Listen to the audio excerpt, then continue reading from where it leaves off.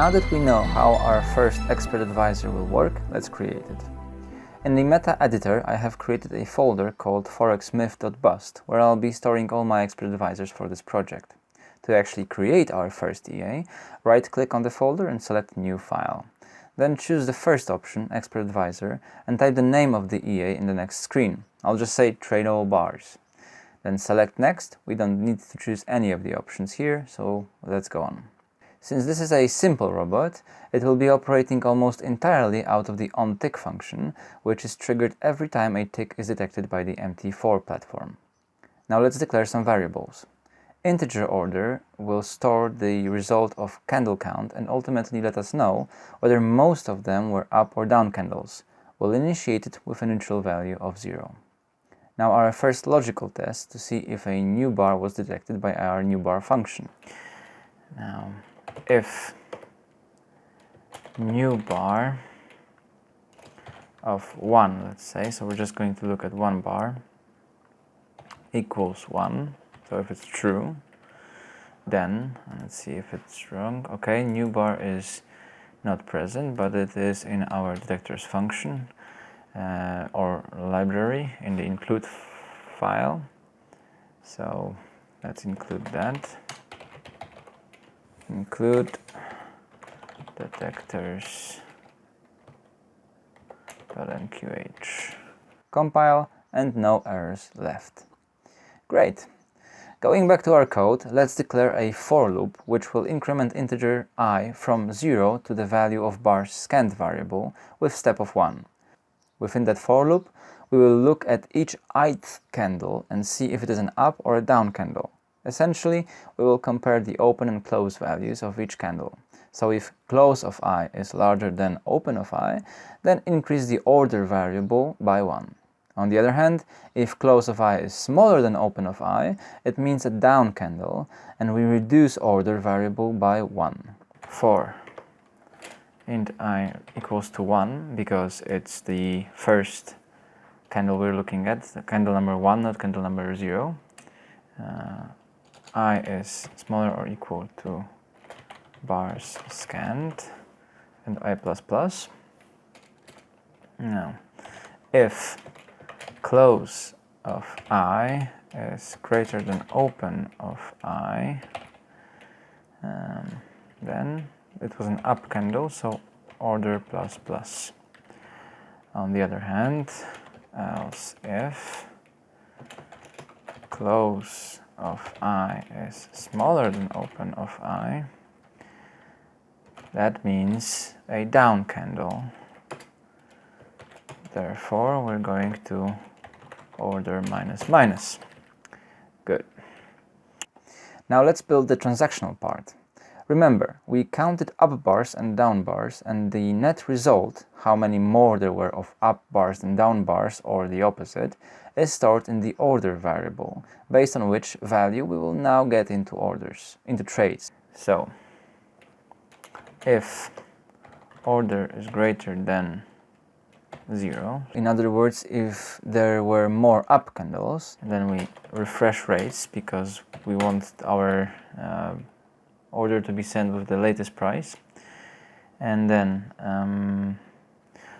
let's maybe say if order was lower than 0, then we go order equals to order send. Now the symbol will be the current symbol.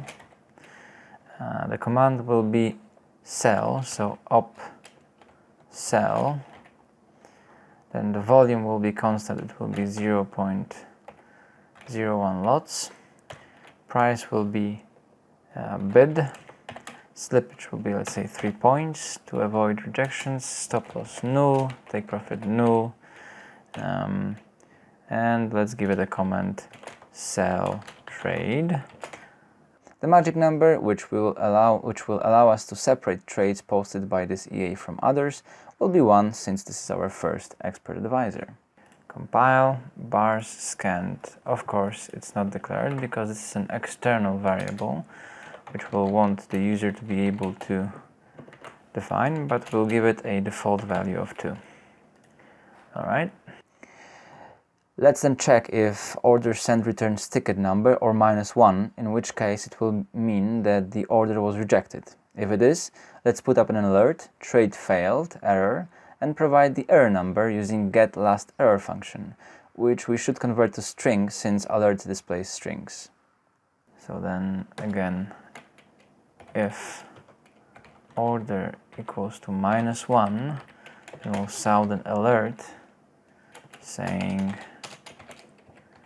trade failed, error, and then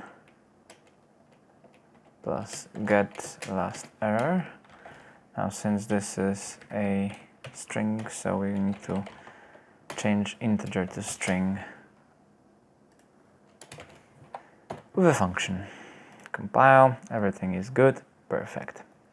Alright, now we will have a second scenario whereby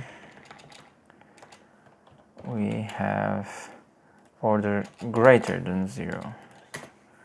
So we also refresh rates, only this will be op buy, price will be ask, comment will be buy trade, magic number will stay the same, and the alert function will stay the same.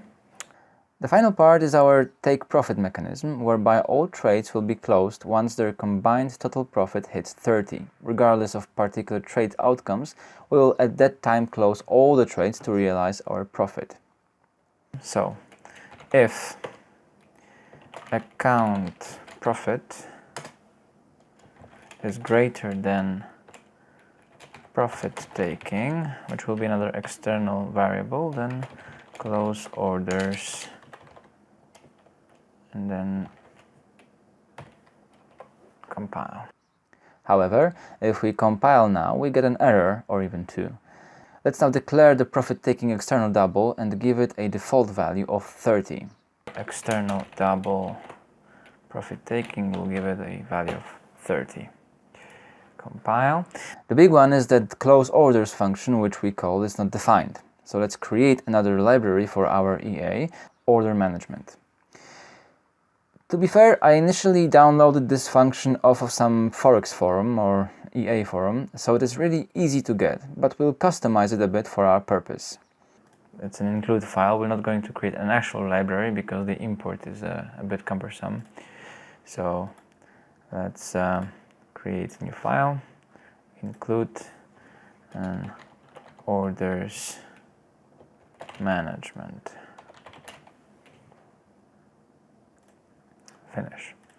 So this is where it was created. I'm going to create void CloseOrders function. Let's declare some variables. Int total equals to orders total to know how many open orders we have. Int total, which is equal to orders total. Right. Then int order num, int type, int magic, let's say, and boolean as result. We're going to declare them for now, use them later. So for int e equals to total minus 1, and then we'll go until I is smaller, or we'll go as long as I is greater or equal to 0 and I minus minus. Inside that for loop, we'll have order num integer, which will be the order number as selected by its position. Then int type will be the order type in case of current EA, 0 or 1, as we've seen previously.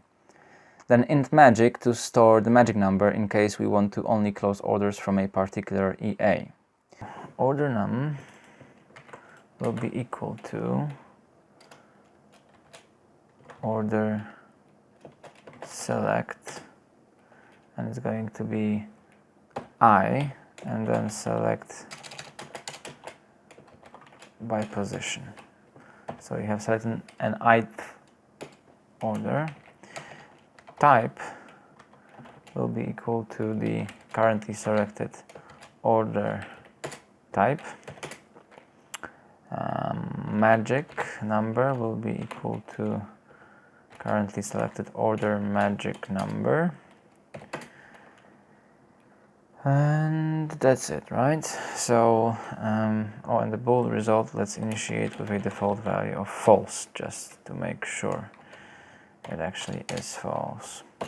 Let's compile it all. Ooh, a lot of problems here. Oh, missing parentheses, of course. Compile, okay, good. Now we want to close only some orders, for example buy or sell, so we have to pass a parameter, integer, of the order type. We will give it a default value of 99, which will mean all orders. So type to close, either 0 or 1, meaning buy and sell, and we're going to give it a default value of 99, which I will say is a code for close all orders regardless of their type. So if type equals to type to close, so if they match, close, or type to close equals to 99, our catch-all phrase, right? We're going to have a switch statement in here, switch on the type variable, and then case up buy, which is really 0 in this case. If this is so, then our result function will be equal to order close. Ticket will be current order ticket. Lots will be current order lots. Price will be now market info of current order symbol, and the mode will be bid. Mode will be bid, yes, because we're closing down the buy trade, so it has to be a sell, really, in effect. Then we're going to say slip is going to be 5 points, just in case we don't want any rejections on closing an order. And the color, let's say red. Close it down, compile, we're good. Okay, so now the breakpoint is also needed here. There's going to be a second scenario, that is of course up sell. And the only difference will be that the mode will be ask. And here is upsell.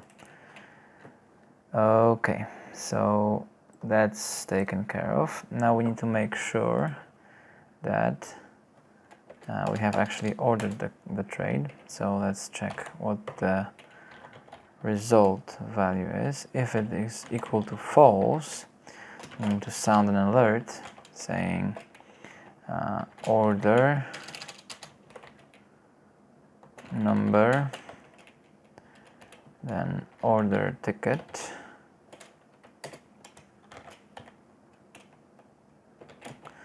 failed to close due to an error, and then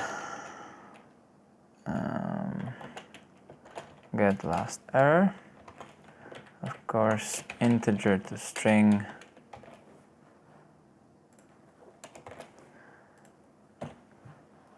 and let's sleep for 3000 milliseconds, so basically 3 seconds. Sorry, sleep. I thought it would catch it. Okay, good. Now this is it. It's a void function, so we don't return anything. We don't need to at this point. And that's it. So we have our close order function defined in here. Let's go back to our trader and include orders